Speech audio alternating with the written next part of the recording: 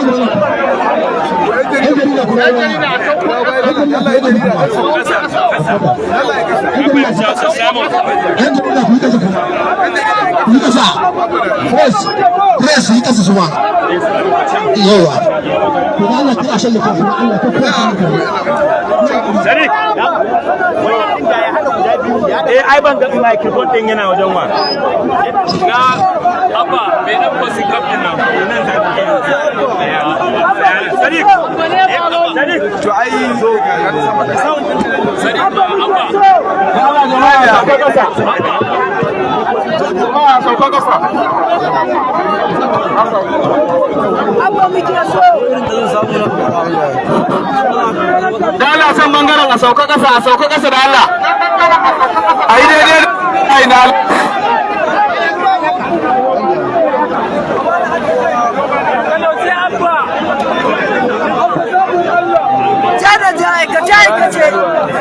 ina ma ki bota tana yi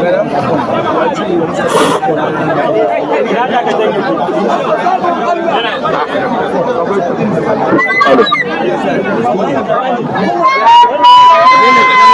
Dona tura mun da nan wannan yayi sai ana cewa abba musulmi ne wallahi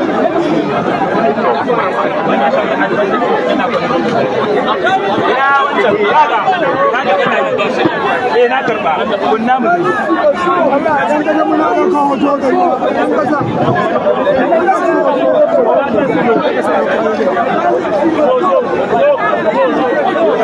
of the greatest Nigerian students, of the greatest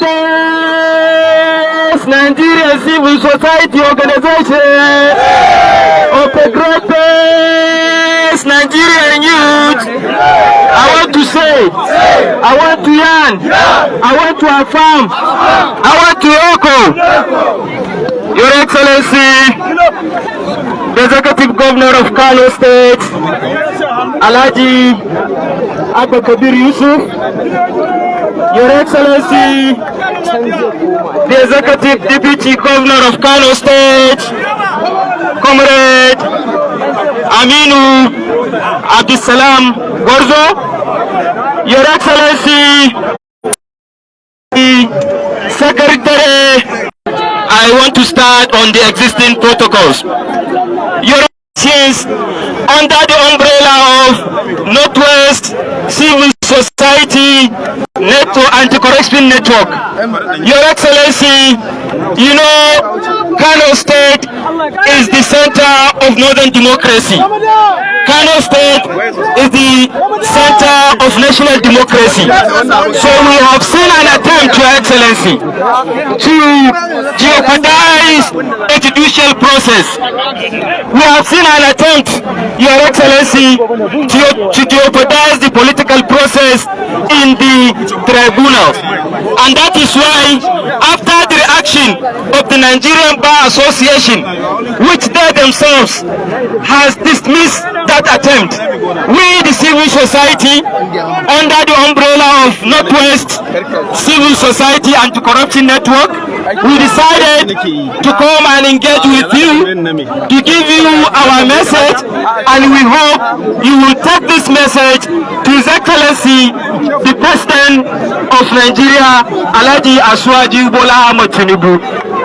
Now, without wasting much of your time, Your Excellency, I want to invite the lead convener of this movement, Comrade Ibrahim Waya, to deliver the speech and hand over the message to you, which we hope you will take to His Excellency, the President of the Federal Republic of Nigeria, Alhaji Ahmed Asuwaju Bola Tinubu.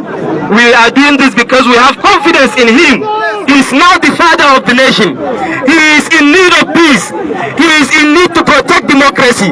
So we are confident that any attempt or attempted attempt to jeopardize the mandate given by any elected official, the president will not tolerate this. I want to use this opportunity to invite the lead convener of this movement, Comrade Ibrahim Waya, to deliver the message on behalf of the movement. Comrade, over to you.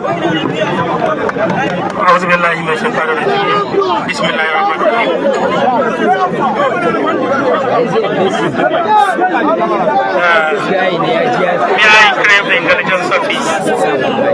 I crave the intelligence of His Excellency, the Executive Governor of Kano State, to stand on the already established existing protocol. Your Excellency, like as it was introduced by my colleague, Kabiru Akan,